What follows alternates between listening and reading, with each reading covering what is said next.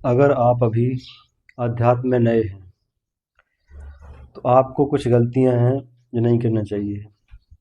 मैंने अपने जीवन में भी बहुत सारी गलतियां की हैं। इस वजह से मैं भी काफ़ी ज़्यादा परेशान रहता था। तो आपको भी इन गलतियों को नहीं करना है। तो सबसे पहले जो हमारी गलती होती है अध्यात्म में, कि अध्यात्म ऐसा है कि हमें तुरंत समाधान देगा या हमारी समस्या है उसको तुरंत दूर कर सकता है। तो ऐसा आपको बिल्कुल नहीं सोचना है, क्योंकि अध्यात्म से समस्या का समाधान तुरंत दूर नहीं हो सकता। हो सकता है आप कोई नशा कर लें तो तुरंत आपको शांति मिल जाए, अच्छा है।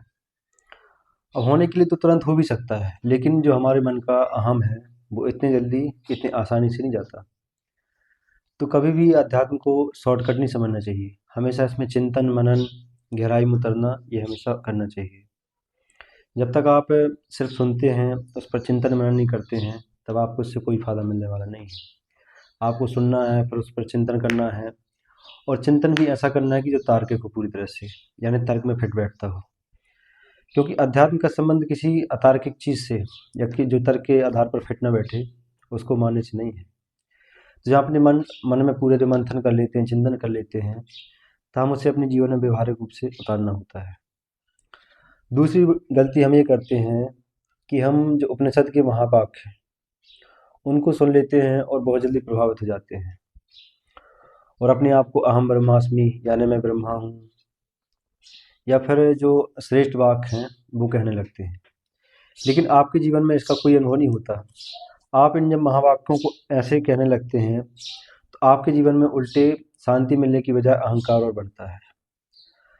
क्योंकि जो अहम ब्रह्मास्मि है वो कभी भी जबान से नहीं कहा जा सकता, या जब आप बहुत ज़्यादा चिंतन मनन करते हैं तभी आप अहम ब्रह्मास्मि हो सकते हैं, या फिर मतलब आपके अंदर वो भावना आ सकती है।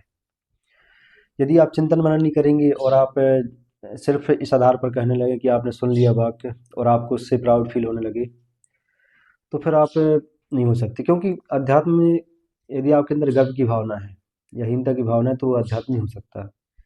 यदि अध्यात्म में ही आप अपने आप को श्रेष्ठ दिखाने लगे तो फिर अध्यात्म नहीं हो सकता। तो जब हम हमारे अंदर जो अहम ब्रह्मास्मि की भावना है उसको सुनकर नहीं, बल्कि हमारे जीवन का जो अनुभव है वो बन जाए, तभी हमारे काम का हो सकता है। यदि हमारे जीवन में अभी दुख हैं, परेशानियाँ आती हैं बहुत ज़्यादा, तो हमें कोई अधिकार नहीं कि हम अपने आप को अहम ब्रह्मास्मि माने। तो जब तक आप अपनी समस्याओं से आज़ाद नहीं हो जाते तब तक आप इन महावाक्यों को सिर्फ एक रट्टू तोता की तरह कहते हैं। आप उनको भी एक अपना एक शिकार बना लेते हैं, हथियार बना लेते हैं। तीसरी गलती ये है कि आपको अध्यात्म में कभी भी अपने उपयोग के लिए उपयोग नहीं करना है। जैसे कि आप कोई भी कार्य करें और आपको अध्यात्म के पास आप आ जाओ कि मुझे कुछ देर के लिए शांति मिल जाए, तो आप तो यहाँ पर अध्यात्म का उपयोग कर रहे हैं। हमें अध्यात्म का उपयोग नहीं करना है, बल्कि अध्यात्म का होना है। यानी कि आप जो है परमात्मा उसका उपयोग नहीं कर सकते। हमें परमात्मा की शरण में जाना पड़ेगा, उसका होना पड़ेगा। यदि आप दिन भर कुछ भी करें और बदलना ना चाहें और शाम को कुछ देर के लिए बैठें, ध्यान करने बैठ जाएं, या सोचें कि मैं तो ये वाक्य सुन लिया, मैं बहुत वो हूँ, तो आपने एक प्रकार से अध्यात्म का उपयोग कर लिया। तो आपको अध्यात्म का उपयोग नहीं करना है, बल्कि अध्यात्म का होना है, उसके प्रति सरेंडर करना है। यदि आप सरेंडर नहीं करते हैं अपने आप को, तो फिर आप आध्यात्मिक नहीं हो सकते। तो भी गलती बहुत ज़्यादा लोग करते हैं, अध्यात्म को अपने लिए उपयोग करने लगते हैं, अपनी किसी एक जैसे वस्तु होती है ना, कोई वस्तु की तरह उपयोग करने लगते हैं।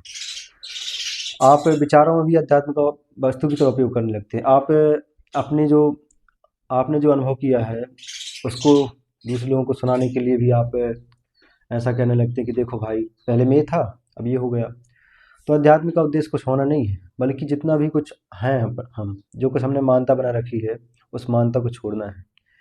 जब हम मानता छोड़ते हैं तो हमारी हम बार बार लिप्त हो जाते हैं, तो फिर हम उसमें लिप्त नहीं होते। तो एक और समस्या जो हमारे सामने है वो ये है कि अध्यात्म को आप कुछ पाने की चीज़ मान लेते हैं। कहते नहीं कि कोई क्रिया सिद्ध हो जाएगी, मैं ऐसा बन जाऊंगा, कोई जोगी बन जाऊंगा, मेरे अंदर कुछ शक्ति आ जाएगी। तो अगर आप ये गलती करें तो आप पूरी तरह से गलत है। अध्यात्म का उद्देश्य सिर्फ ये है कि जो हमारा दुख है, हमारी परेशानी जिससे हम बहुत ज़्यादा बेचैन रहते हैं, हमें से हर व्यक्ति की परेशानी है ही है। तो अध्यात्म का उद्देश्य हमारी दुख को दूर करना होता है, हमारी परेशानी को दूर करना होता है। कुछ पाना या खोना नहीं होता है। क्योंकि जो हमने पाया हुआ है पहले से जो हम हैं उसको हम पहचान नहीं पाते, इस वजह से हम परेशान रहते हैं, दुखी होते हैं। जब आप उस चीज़ को पहचानने लगते हैं तो फिर आप परेशानियों से निकलने लगते हैं और आपके अंदर पूर्णता की भावना आ जाती है। तो अध्यात्म का उद्देश्य हमें क्या है, हमारी पूर्णता से मिलाना है, हमारी जो असली पहचान है उससे मिलाना होता है, न कि किसी बाहरी क्रियाकलाप से होता है। तो मैंने भी काफ़ी गलतियाँ की हैं, आपको भी गलतियाँ नहीं करनी चाहिए।